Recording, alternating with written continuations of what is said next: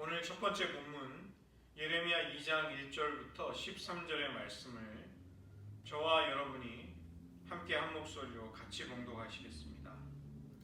여호와의 말씀이 내게 임하니라. 이르시되 가서 예루살렘의 귀에 외칠지어다.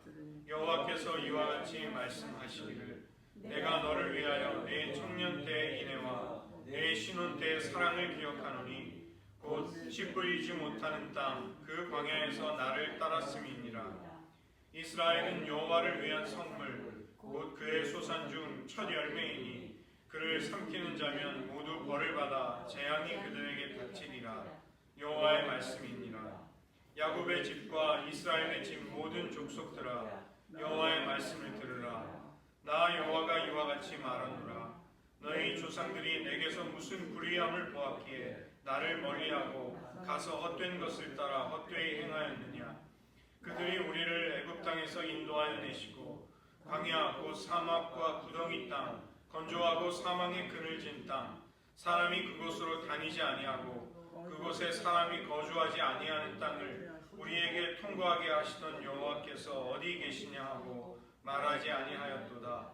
내가 너희를 기름진 땅에 인도하여 그것의 열매와 그것의 아름다운 것을 먹게 하였거늘 너희가 이리로 들어와서는 내 땅을 더럽히고 내 기업을 역겨운 것으로 만들었으며 제사장들은 여호와께서 어디 계시냐 말하지 아니하였으며 율법을 다루는 자들은 나를 알지 못하며 관리들도 나에게 반역하며 선지자들은 바알의 이름으로 예언하고 무익한 것들을 따랐느니라. 그러므로 내가 다시 싸우고 너희 자손들과도 싸우리라. 여호와의 말씀이니라. 너희는 기띔 섬들에 건너가 보며 게달에도 사람을 보내 이 같은 일이 있었는지를 자세히 살펴보라. 어느 나라가 그들의 신들을 신 아닌 것과 바꾼 일이 있느냐. 그러나 나의 백성은 그의 영광을 무익한 것과 바꾸었도다. 너 하늘아 이 일로 말미암아 놀랄지어다. 심히 떨지어다. 두려워할지어다. 여호와의 말씀이니라. 내 백성이 두 가지 악을 행하였나니 곧 그들이 생수의 근원되는 나를 버린 것과 스스로 웅덩이를 판 것인데 그것은 그 물을 가두지 못할 터진 웅덩이들이니라. 두 번째 본문 예레미야 3장 21절부터 3장 19절부터 25절까지를 역시 같이 봉독하겠습니다.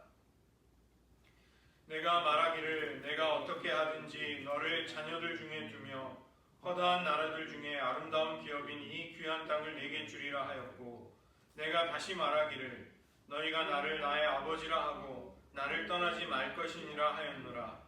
그런데 이스라엘 족속아 마치 아내가 그의 남편을 속이고 떠나감 같이 너희가 확실히 나를 속였느니라. 여호와의 말씀이니라.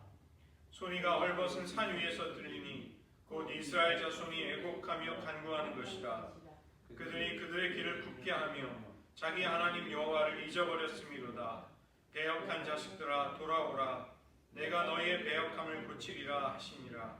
보소서 우리가 주께 왔사오니 주는 우리 하나님 여호와이심이니이다. 작은 산들과 큰 산들 위에서 떠드는 것은 참으로 헛된 일이라. 이스라엘의 구원은 진실로 우리 하나님 여호와께 있나이다. 부끄러운 그것이 우리가 청년의 때로부터 우리 조상들의 산업인 양떼와 소떼와 아들들과 딸들을 삼켰사온즉 우리는 수치 중에 눕겠고 우리의 치욕이 우리를 덮을 것이니 이는 우리와 우리 조상들이 청년의 때로부터 오늘까지 우리 하나님 여호와께 범죄하여 우리 하나님 여호와의 목소리에 순종하지 아니하였음이니이다. 기도하시겠습니다. 하나님, 이스라엘이 생명의 근원이 되시는 하나님을 버리며 헛되고 무익한 우상들을 쫓으며 하나님을 까맣게 잊어버리는 영적인 망각 속에서 너무나도 어그러진 길, 하나님의 은혜와 사랑에 배은망덕하는 길을 걸어갔음을 보며 때로는 우리들의 삶 가운데 그토록 많은 하나님의 은총과 긍휼과 기적을 체험하였음에도 하나님을 배반하며 여호와의 말씀과 목소리를 순종하기를 즐겨하지 아니하는 우리의 패역함을 보게 하시고 우리의 패역함을 고쳐주실 수 있는 여호와께로 돌아가 우리의 패역함을 고침받는 삶이 되게 하여 주시옵소서. 모든 말씀 예수님의 이름으로 기도드립니다. 아멘. 오늘은 예레미야 2장과 3장의 말씀을 함께 살펴보도록 하겠습니다. 하나님은 눈물의 선지자 예레미야를 통해서 유다 백성이 하나님 앞에 회개하고 돌아오기를 간절히 원하십니다. 그것은 왜냐하면 유다가 그토록 하나님의 은총과 사랑을 많이 경험하였음에도 하나님을 저버리고 하나님의 언약을 깨뜨렸기 때문입니다. 그래서 그들을 향해 그들이 어떻게든지 회개하고 회복되어서 하나님과의 사랑의 언약의 관계로 돌아오기를 하나님은 간절히 원하시면서 이제 선지자를 통해 말씀하고 계십니다. 우리가 읽어본 2장 1절부터 9절이 첫 번째 단락입니다. 2장 2절의 말씀을 보시면 내 청년 때 인애와 내 신혼 때의 사랑을 기억하노라. 이것이 무엇을 의미하는 거냐면 이스라엘의 광야 시절, 이스라엘이 하나님과 첫사랑을 나누면서 하나님과의 언약의 관계가 시작이 되었던 그 시절을 하나님은 떠올리시고 먼저 기억하시는 것입니다. 광야의 고난을 이길 수 있도록 하나님은 이스라엘을 보호하시며 도우셨으며 인도해 주셨습니다. 하나님은 먼저 이스라엘의 역사의 가장 첫 무대, 초창기로 돌아가서 그 첫사랑의 때를 기억하고 계시는 것이죠. 이스라엘은 하나님만이 마음대로 하실 권리가 있는 여호와의 성물이었습니다. 그 수산의 첫 열매였기 때문에 이스라엘은 오직 하나님께만 바쳐지는 그런 존재였던 것이죠. 그러나 이 첫사랑의 때가 이제는 옛날 이야기가 되어버린 것입니다. 이스라엘이 여호와 하나님을 버리고 우상을 섬기며 하나님의 인애와 사랑을 까맣게 잊어버렸기 때문입니다. 2장 5절을 보시면 하나님은 묻고 계십니다. 내게서 무슨 불의함을 보았기에 나를 버리고 너희가 헛된 것 우상을 따랐느냐. 너희는 광야를 안전하게 지나도록 너희들을 인도했던 나를 왜 저버렸느냐. 기름진 땅으로 인도하여 너희로 아름다운 것을 먹게 했지만 너희는 그 땅을 악행으로 더럽혔고 내가 준 기업을 역겨운 것으로 만들었구나. 하나님은 탄식하고 계십니다. 제사장들과 율법을 다루는 자들, 관리들, 여기 관리들이라고 나와 있는 그 말은 히브리어로 목자들이라는 뜻입니다. 목자들, 즉 왕들을 말하는 것이죠. 그 다음에 선지자들, 즉 이스라엘의 지도층들이 범죄의 반역의 중심에 있었다는 것입니다. 그들은 여호와께서 어디 계시냐고 말하지 않았습니다. 하나님을 찾지 않은 것입니다. 진실된 사랑으로 이스라엘을 대하셨던 여호와를 이스라엘은 배신했기 때문에 하나님의 아픔은 헤아릴 길이 없는 것이죠. 우리가 애정도 없는 대상에게서 상처받는 일도 없죠. 그러나 깊이 사랑을 기울이고 마음을 쏟았던 대상이 우리를 저버리고 배신한다면 그 아픔은, 배신의 아픔은 정말로 큰 것입니다. 하나님은 너무나도 큰 상처를 받으셔서 2장 9절을 보시면 내가 다시 너희들과 싸우겠다. 심지어는 너희의 자손들과도 싸우겠다.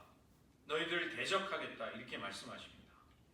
하나님의 징계가 따르게 될 때 가혹한 아픔이 우리를 찾아옵니다. 그러나 우리가 비록 그 혹독함을 당한다 할지라도 하나님이 왜 이렇게 이스라엘을, 자기 사랑하는 자녀들을 가혹하게 다루시는가?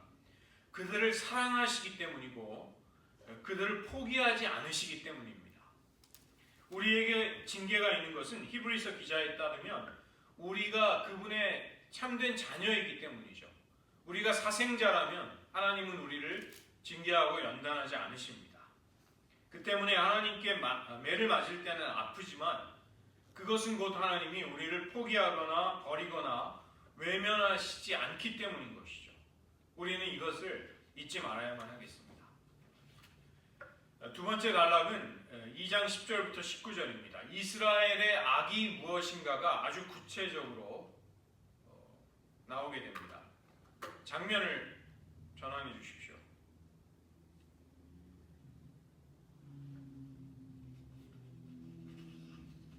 우리는 눈에 보이는 악행을 저지르지 않으면 그것이 죄가 아니라고 생각하는 경향이 있습니다. 그러나 하나님은 하나님을 전심으로 사랑하지 않는 것이 저주이고 하나님을 온 마음을 다해 신뢰하고 의지하지 않을 때 그것이 죄의 뿌리가 된다. 이 죄가 가지는 동기, 죄의 내적인 뿌리가 무엇인지를 아주 강조하면서 여러 번 말씀하십니다. 그 첫 번째는 하나님의 영광을 무익한 것으로 우상 숭배로 뒤바꾸어 버린 것입니다. 로마서 2장 23절을 보시면 썩어지지 아니하는 하나님의 영광을 썩어질 사람과 새와 짐승과 기어다니는 동물 모양의 우상으로 바꾸었다고 사도 바울은 우리의 마음속에 우상 숭배를 고발합니다. 두 번째 죄악은 생수의 근원이 되는 하나님을 버리고 물을 저축할 수 없는, 물을 간직할 수 없는 웅덩이를 판 것입니다. 생수의 근원 대신에 우리가 저축한, 우리가 저장한 물을 가지고 그 웅덩이를 가지고 살려고 하는 것이죠. 모든 생명과 은혜와 선의 근원이 되시는 하나님, 우리에게 모든 것을 공급해 주시는 하나님을 떠나서 이스라엘은 자기들이 살 길을 찾고 구원의 방편을 자기들 나름대로 구상하고 마련한 것입니다. 하나님을 대체할 만한 것으로, 즉 구원과 행복을 가져다 줄 만한 하나님의 대체물을 만든 것이죠. 이것이 악의 근원이라고 하나님은 선지자를 통해, 예레미야를 통해 말씀하십니다. 하나님을 하나님으로 생명의 근원으로 대하지 않는 것, 존귀하게 여기지 않는 것이 불신앙이고, 그 하나님을 하나님의 존귀함과 영광 그대로 하나님의 위엄과 영광의 무게만큼 대하는 것이 신앙이라고 할 수 있습니다. 제가 이제 어떤 분의 그 사연 이야기를 들었는데, 자기 아들을 결혼시키는 그 상견례 자리에 사돈이 될 어른들이 왔는데 추리닝을 입고 왔다는 거예요. 그러면서 자기 딸을 데려가니까 뭘 해내라, 집을 사내라, 지참금을 얼마를 달라 그러는 사람이, 그 사돈 될 사람이 있어서 그 아버지가 정말 아들을 생각하면 가슴이 아프지만 이제 그 결혼을 당신 집안하고는 결혼을 못하겠습니다. 이렇게 파토를 냈다는 거예요. 근데 다행히 아들도 그 너무나도 무례한 이제 자기 여자친구의 결혼 상대자의 부모님의 모습과 인격을 이제 확인하고 깜짝 놀라서 이 아버지의 뜻을 따랐다는 것입니다. 얼마나 그게 어려운 자리겠습니까? 결혼을 하기로 다 약속하고 상견례를 하는 자리에 너무나도 무례한 그 인격을 보면서, 그게 뭐냐면 우리가 이제 하나님을 하나님의 무게만큼, 존귀한 만큼 그렇게 존귀하게 귀하게 여기지 않게 될 때 그것은 악이라는 것입니다. 그리고 그 하나님을 정말 귀하게 여기고 소중하게 여기고 무엇보다 존귀한 분으로 그분을 존경할 때, 사랑할 때 그것은 진정한 신앙이 되는 것이죠. 세 번째로는 하나님을 떠남으로 인해서 이스라엘은 아주 비참함 속에 떨어지게 됩니다. 하나님은 그들을 애굽의 종살이에서 해방시키셔서 자유인이 되게 하셨습니다. 그들은 자유와 하나님의 은총을 마음껏 누릴 수 있는 그런 존재가 되었습니다. 그런데 그들이 하나님을 떠나기 때문에 그들은 다시 포로가 되고 다시 노예가 되는 것입니다. 하나님은 그것을 너희들이 자취해 드렸다, 너희들이 스스로 불러들였다 이렇게 말씀하십니다. 2장 17절에 보시면 여호와를 떠났기에 모든 불행을 너희는 스스로 불러들였다 이렇게 말씀하는 것이죠. 사람들이 이제 막 불행한 일을, 비참한 일을 겪을 때 왜 나에게 이런 일이 생기는가 이렇게 생각하기 쉽지만, 우리 신앙인들은 내가 혹시라도 내 생각과 마음에서, 중심에서 하나님을 떠난 것이 혹시나 있지 않은가, 이것을 두려워하는 사람이 되어야 하는 것이죠. 아수르가 주전 722년에 북이스라엘을 멸망시켰고 주전 701년에 유다를 아주 심하게 파괴하고 거의 멸망 직전까지 몰아붙였습니다.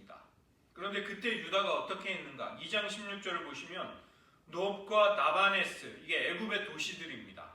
애굽에 가서 정치적인 동맹으로 위기를 해결하려고 했다는 것입니다. 2장 18절을 보시면 시홀의 물, 시홀의 물이라는 것은 나일강의 물이고 또 2장 18절에 나오는 그 강물, 그 강물은 아수르에 있는 유브라데 강, 유프라테스 강을 말하는 것이죠. 즉 이스라엘은 강대국의 힘을 의지해서 위기를 모면하려고 했다는 것입니다. 아수르가 자신들을 위협하니까 애굽에 아첨하면서 애굽과 동맹을 얻어서 애굽의 도움을 빌으려 하고, 그런 식으로 강대국의 눈치를 보면서 비참하게 자신의 생존을 구걸했던 것이죠. 이스라엘이 하나님과의 언약을 저버리고 떠나자 애굽을 의지했습니다. 아수르를 피하기 위함이었습니다. 그 때문에 유다는 애굽의 종과 노예가 되는 것이죠. 이 나라 저 나라를 구걸하듯이 다니는 것입니다.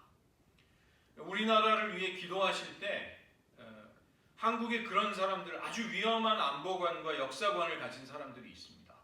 중국의 눈치를 보고 북한의 눈치를 보면 우리나라의 안전과 생존이 보장된다는 식으로, 그런 식으로 생각하는 사람들이 있습니다. 저는 아주 위험한 일이라고 생각합니다.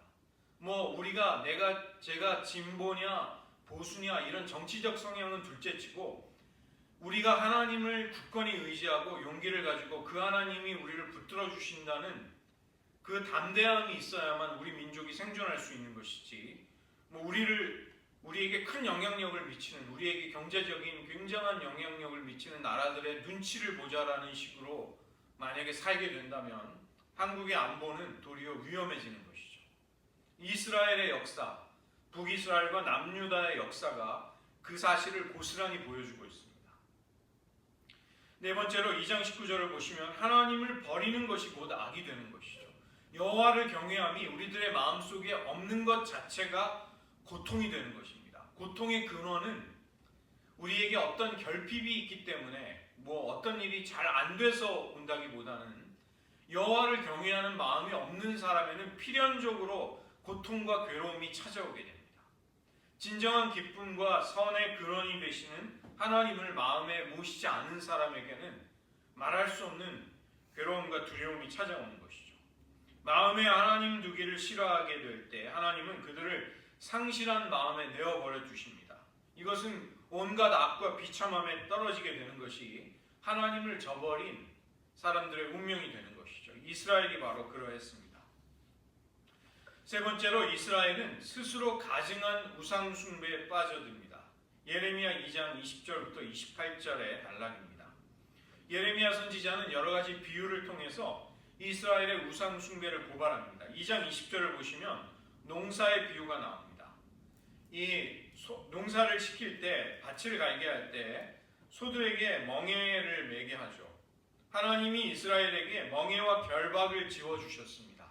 하나님과의 언약 속에서 하나님의 모든 명령과 계명에 순종하는 것이 이스라엘에게 주어진 멍에와 결박이었죠.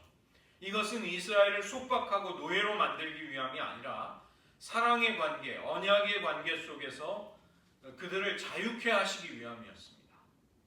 우리가 신앙생활을 하면서 하나님이 기뻐하시는, 적어도 내가 의식하기에 하나님이 기뻐하시는 양심을 지키고 순종을 하고 있으면 우리의 마음은 즐겁고 자유를 얻습니다. 그러나 우리가 불순종을 하면 우리의 삶에 그 불순종과 악이 가져오는 속박과 결박이 우리를 부자연스럽게 하는 얽매임이 시작이 되는 것이죠. 하나님이 주신 멍에와 결박을 순순히 잘 받아들이고 잘 매어 있어야 도리어 안전한데, 이스라엘은 순종하기를 싫어하는 암소처럼 그 멍에와 결박을 끊어버리기를 원했다는 것입니다. 주님께 순종하기를 거절한 그들은, 이스라엘은 자유를 얻는 대신에 우상 숭배에 빠짐으로 말할 수 없이 비참한 존재가 됩니다. 이스라엘이 모든 산 위에 그리고 모든 푸른 나무 아래에서 제단을 만들고 우상의 제단을 만들고 제사를 드리며 영적인 음행을 하는 것이죠. 모든 산 위와 모든 푸른 나무 아래에서, 이스라엘의 전 국토에서, 유다의 전 지역에서 우상 숭배가 일어나는 것입니다. 우상 숭배는 자신을 그토록 사랑하신 여호와 하나님을 저버리는 배신이며, 영적인 남편 또 영적인 배우자가 되시는 하나님을 버리고 저지르는 음행이자 간음이 되는 것입니다.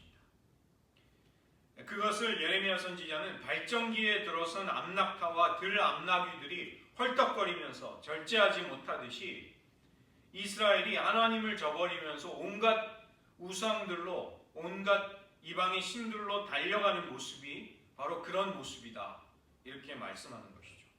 2장 25절을 보시면 내가 이방 신들을 사랑했기에 그들을 따라갔노라. 이스라엘이 그렇게 말하는 것입니다. 그 이방 신들과 우상을 사랑하면서 다시 말하면 하나님을 향한 사랑을 버리고 그들을 따라갔다고 이스라엘은 자신들의 속내를 말하는 것이죠. 2장 27절에 보시면 끔찍하게도 나무와 돌을 향해서 자신을 낳은 아버지라고 말하는 것입니다. 얼마나 어리석습니까? 자기를 낳은 나무와 돌을 향해서 자기를 낳은 아버지라고, 나의 생명의 근원이라고 말하는 것이죠. 그런데 정작 환란이 닥쳐오자 그런 우상들은 이스라엘을 전혀 돕지 못하게 됩니다. 이 우상 숭배의 밑바닥에는 하나님을 의지하는 대신에 스스로 자기를 안전하게 하고 행복하게 할 어떤 대상을 만들어내려는 인간의 불안함이 있습니다. 인간의 욕망이 있는 것이죠.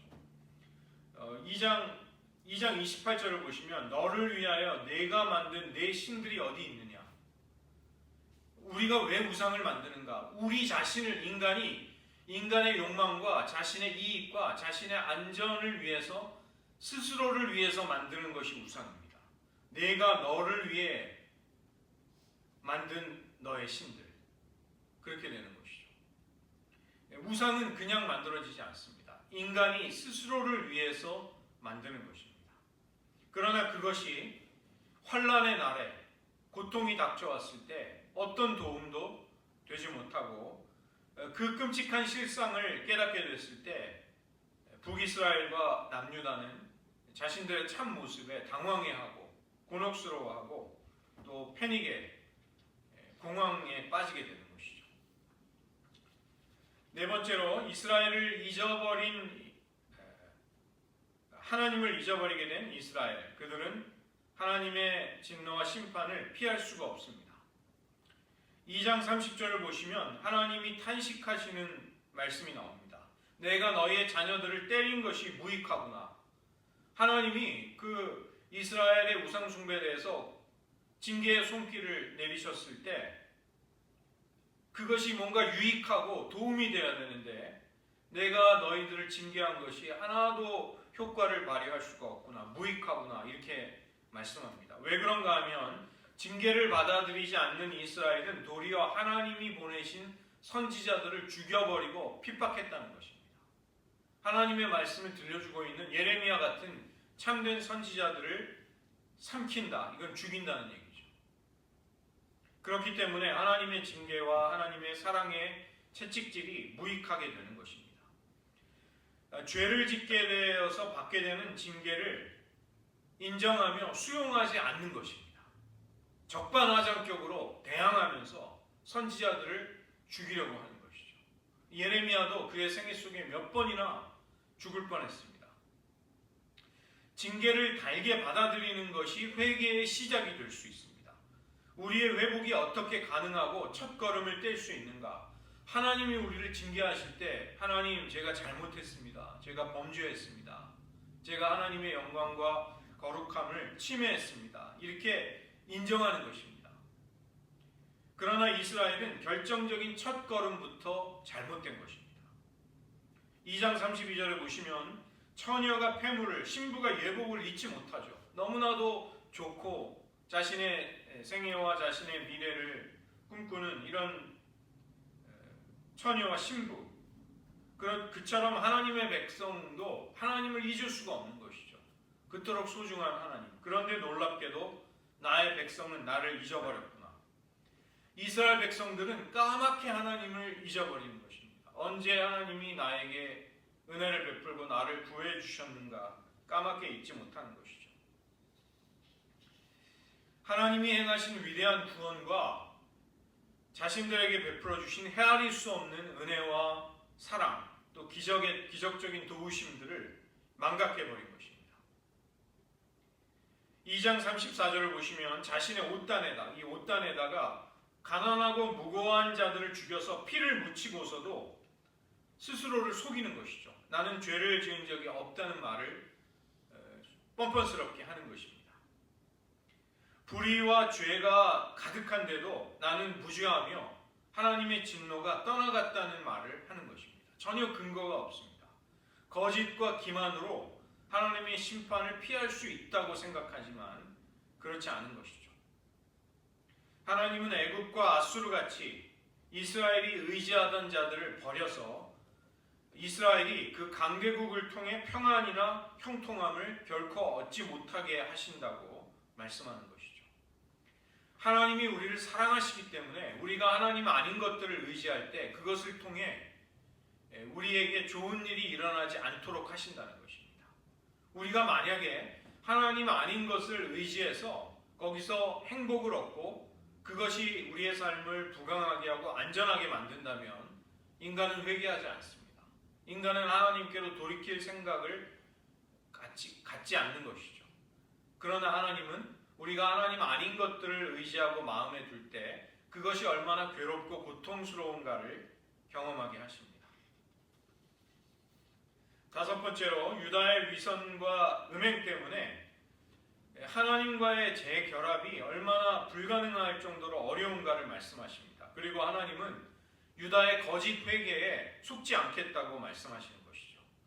예레미야 3장 1절부터 5절의 단락입니다. 신명기 24장 1절부터 4절을 보시면 이혼하고 나서 다른 남자의 아내가 됐던 여자는 처음 그 첫 번째 남편에게로 되돌아가서 재결합을 할 수가 없습니다. 신명기의 율법이 그것을 금지하고 있습니다. 여러분 엘리자베스 테일러라는 그 유명한 여자 배우 아시죠? 로버트 테일러라는 배우랑 결혼했다가 또 결혼하고 하여튼 결혼을 여러 번 했습니다. 그분이. 이 신명기의 율법에 따르면 그런 일은 하나님이 가증하게 여기시는 일이라고 거기서 밝히고 있습니다. 남편이 되신 여호와를 버리고 다른 남자, 다른 우상에게로 가서 이방의 신들에게 가서 노란한 부정한 아내 이스라엘을 하나님이 다시 받아들이는 것은 이 신명기의 율법에 따르면 이제 율법을 위반하는 것이 될 정도로 이게 끔찍한 일이 된다는 것입니다. 유다는 어떻게 생각하냐면 내가 돌아서기만 하면 언제나 용서해 주시고 하나님은 쌍수를 들고 나를 환영해 주실 것이다. 만만한 남편처럼 그렇게 하나님을 대한 것이죠.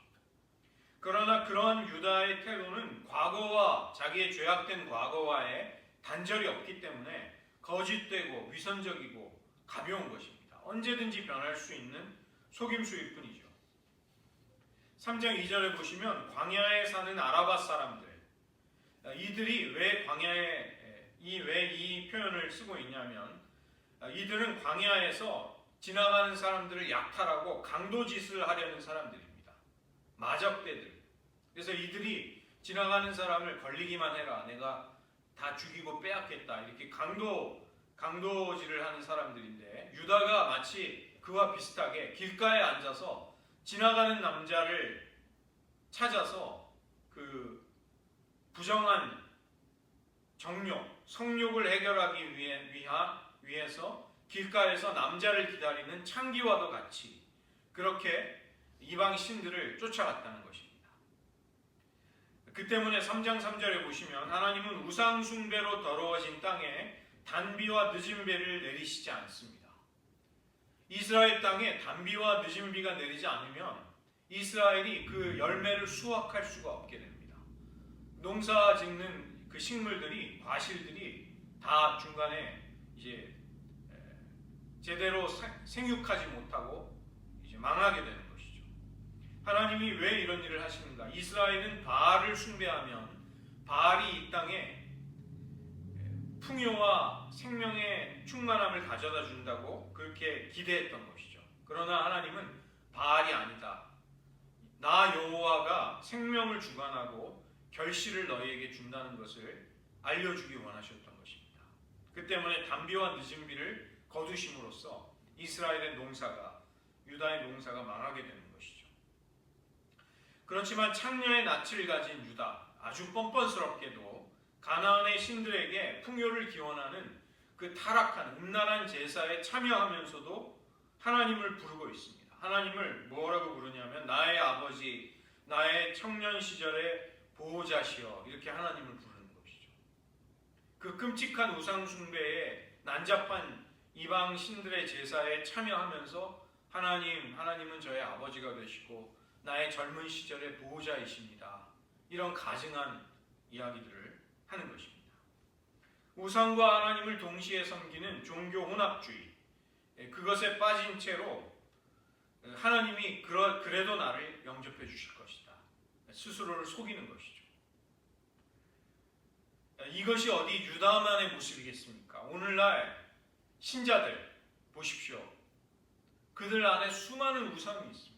하나님이 가증하게 여기시는 일들을 회개치 않습니다. 자기의 이익을 따라 정말 손바닥을 뒤집듯이 자기의 입장을 언제든지 바꿉니다. 그러면서도 하나님을 섬기고 있다고 생각하고 복을 받을 수 있다고 생각하는 것이죠. 그러나 하나님은 거짓되고 위선되며 두 마음을 품은 유다의 그럴듯한 말에 속지 않으십니다. 갈라디아서 6장 7절에서 스스로 속이지 말라. 하나님은 업신여김을 받지 아니하시나니 사람이 무엇으로 심든지 그대로 거두리라. 하나님은 우리가 업수히 여기고 만홀히 대할 수 있는, 가볍게 대할 수 있는 분이 아니라는 것입니다. 우리가 무엇으로 심든지 성령에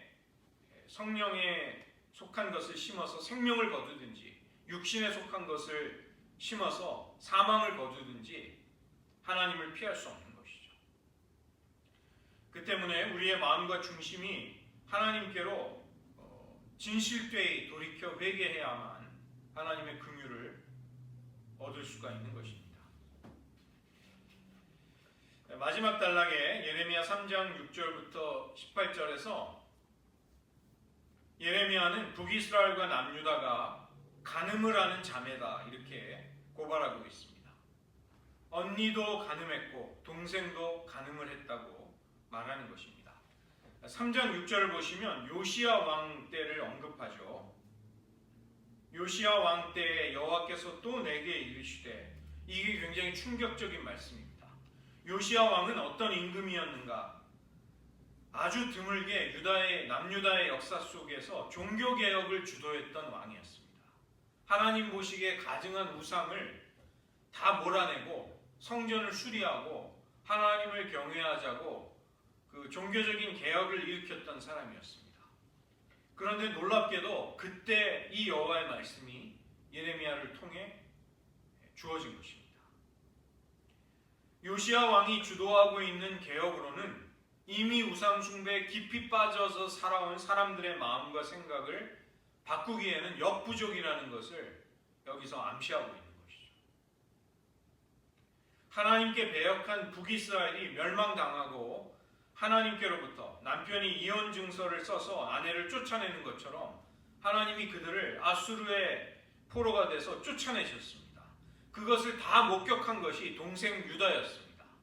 언니가 당하는 일을, 언니가 얼마나 그 남편이 되시는 하나님을 배반하다가 당하는 일을 다 보고서도 유다는 어떻게 했는가? 두려워하지 않고 언니 북이스라엘이 버림받았던 그 패역한 길을 동생도 따라가고 있습니다.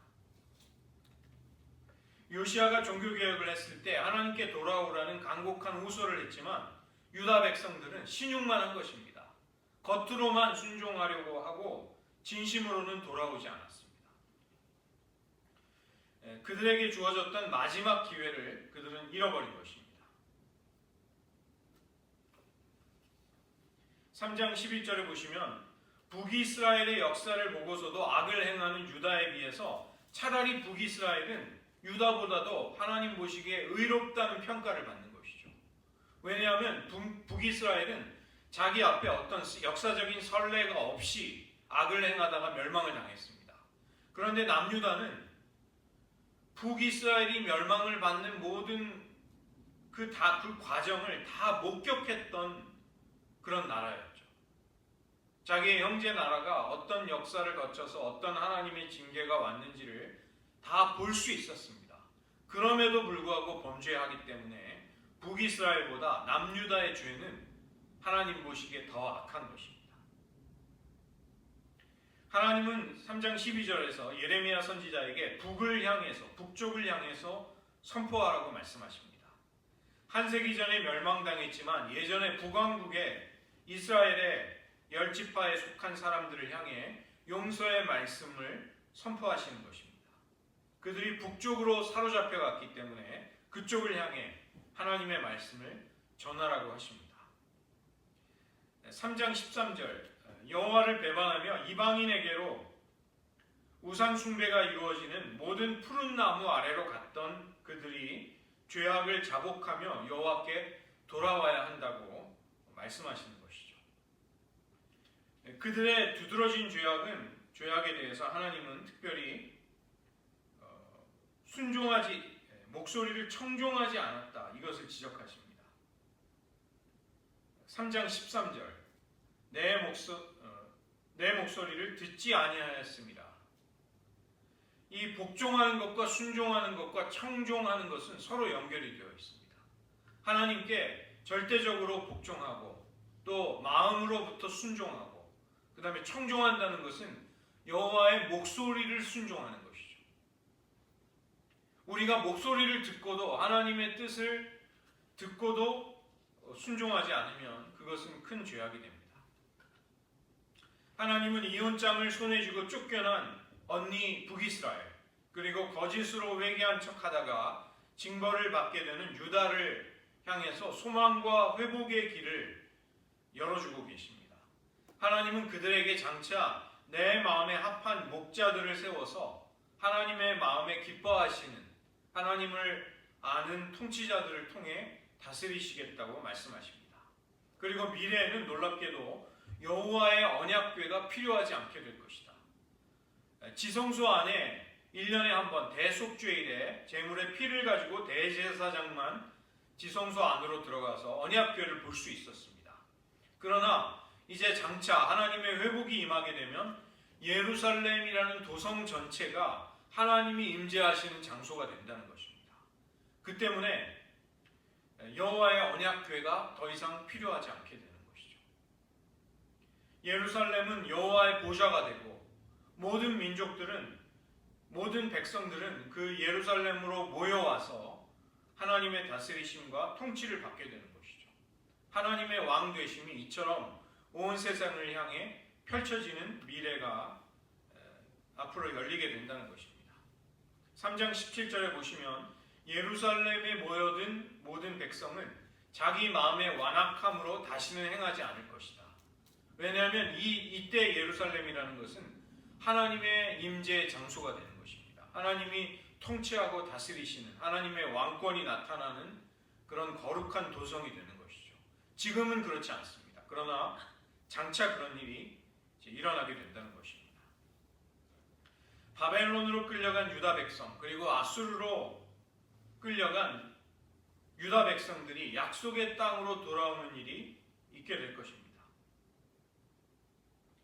반목하고 불화하고 갈등하던 두 나라가 화합해서 하나님 앞에 회복이 될 것을 예레미야 선지자는 말씀하고 있습니다.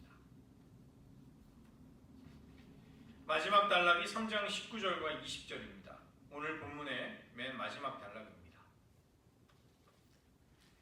하나님은 어떻게 해서든 이스라엘을 자녀 중에 두고 싶어 하시고 가나안 땅을 그 때문에 그들에게 아름다운 기업으로 주십니다.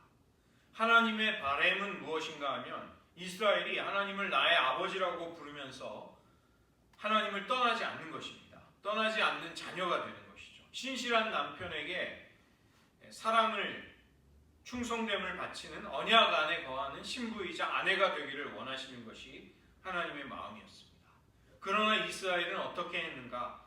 아내가 남편을 속이고 감쪽같이 속이고 떠나는 것처럼 충격적인 악을 행하였다는 것입니다. 언약의 관계를 망가뜨린 것입니다. 그러나 하나님은 이런 이스라엘을 향해 그분의 아픈 마음을, 고통스러운 심정을 수도 없이 토로하고 계십니다.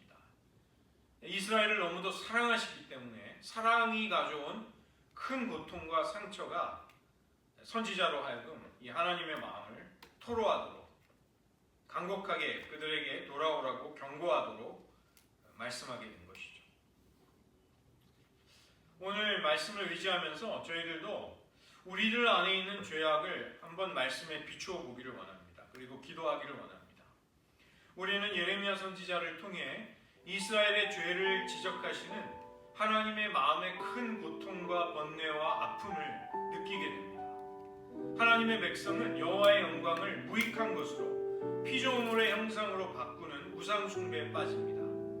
생수의 근원이 되시는 여호와를 버리며 스스로를 구원하기 위해 물을 저축할 수 없는 헛된 웅덩이를 파는 것이죠. 여호와를 떠났기 때문에 그들은 포로가 되며 비참하게 노예가 됩니다. 하나님을 버리는 것이 악이고 우리 안에 여호와를 경외하는 마음이 없게 되는 것이 고통임을 깨닫지 못했던 것입니다. 우리들의 삶 가운데서도 혹시 하나님의 멍에와 결박을 거추장스럽고 불편한 것으로 여기지는 않았는지 여러분의 마음을 정직하게 성찰해 보시기 바랍니다. 하나님의 말씀, 성령의 음성, 삶에서 일어나는 사건들을 통해 하나님은 우리에게 그분의 목소리를 들려주고 계십니다. 그러나 우리는 그 하나님의 음성과 목소리를 삼키는 자들, 그 목소리를 부정하고 그 목소리를 듣지 않으려는 자들이 혹시 아닌지요. 무엇보다도 평생토록 하나님이 베풀어 주시는 사랑과 긍휼을 쉽게 잊어버리고 그분이 베푸신 구원이 망각이 되어서 잘 기억나지 않는 채로 살고 있지 않습니까? 마음으로 돌이킴이 없이 입술로만 하나님은 나의 아버지이시며 나의 젊은 시절의 보호자라고 립 서비스를 하는 사람이 아니냐는 것입니다. 역사의 교훈을 보면서도 파멸의 길로 갔던 남유다의 어리석음을 전철을 우리는 밟고 있지 않은지요. 하나님은 우리에게도 이 시간 말씀하십니다. 배역한 자식들아 돌아오라. 내가 너의 배역함을 고치리라. 3장 22절의 말씀입니다. 우리도 고백을 드려야 하겠습니다. 작은 산들과 큰 산 위에서 떠드는 것은 참으로 헛된 일입니다. 이스라엘의 구원이, 우리의 구원이 진실로 오직 우리 하나님께만 있습니다. 이것이 우리가 드려야 할 신앙의 고백인 것이죠. 이 시간 우리 안에 발견되는 배역함을 고쳐주시옵소서. 하나님이 주시는 회복과 긍휼과 용서의 기쁨이 우리에게 임하게 하여 주시옵소서. 하나님이 유다를 책망하시는 이 말씀 속에 우리 자신을 돌아보며 잠시 기도하도록 하겠습니다. 하나님 아버지, 우리들의 심령 속에 하나님의 베푸신 사랑을 자꾸 잊어버리는 영적인 망각이 우리를 하나님으로부터 멀어지게 하고 있지 않은지 돌아보게 주시옵소서. 주님이 여러모로 우리에게 끊임없이 주님의 목소리를 들려주시지만 우리는 하나님을 존경하지 않는 배역함으로 응답하고 있지 않았죠. 하나님 마음과 중심으로부터 돌이켜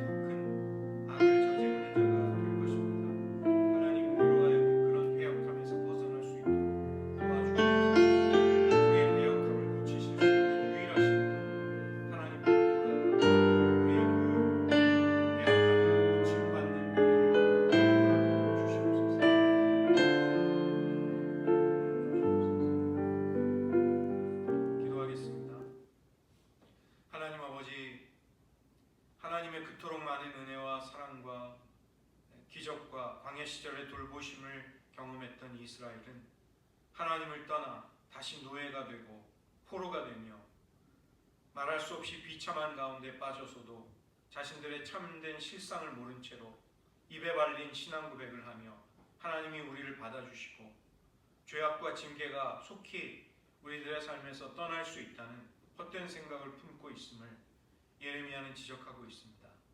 하나님, 우리들도 마음과 중심으로부터 하나님께 순종하며 하나님의 목소리를 청종하지 않고 있으면서도 우리가 신앙인으로 살고 있다는 자가당착 속에, 모순 속에 빠져 있지는 않은지요.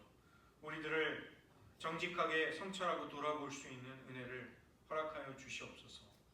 우리가 우리 스스로의 안전과 행복을 도모하는 것이 아무 소용이 없음에도 불구하고 우리는 평생 동안 그런 헛된 수고를 얼마나 많이 하며 살아왔는지요.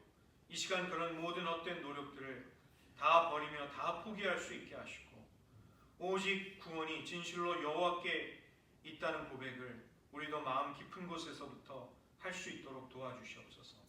하나님, 우리의 배역함을 고칠 수 있는 길은 그 배역함을 고치리라고 말씀하시는 하나님께로 가는 것뿐임을 똑똑히 깨달으며 우리들의 배역함이 하나님 앞에서 고침받고 용서받고 새로워짐으로 말미암아 우리들에게 새로운 소망의 날이 열리게 하시고 우리들과 또 우리의 공동체 속에 있는 죄악이 우리들의 고통과 우리들의 영혼의 아픔과 회개 속에서 하나님의 긍휼을 얻게 되는 일들이 일어나도록 하여 주시옵소서. 하나님, 그토록 하나님이 아파하시며 고통스럽게 책망하시는 것은 이스라엘을 포기할 수 없으신 하나님의 사랑과 긍휼이 너무도 크기 때문임을 깨닫게 됩니다. 하나님, 그처럼 우리를 버리지 아니하시고 우리를 결코 포기하지 아니하실 하나님, 그 하나님이 우리의 불순종과 죄악으로 인해 누구보다도 고통스러워하시며 아파하신다는 사실을 잊지 않도록 도와주시고 우리의 심령이 하나님의 사랑에 순종과 기쁨으로 응답할 수 있게 하여 주시옵소서. 모든 말씀 예수님의 이름으로 기도드립니다. 아멘.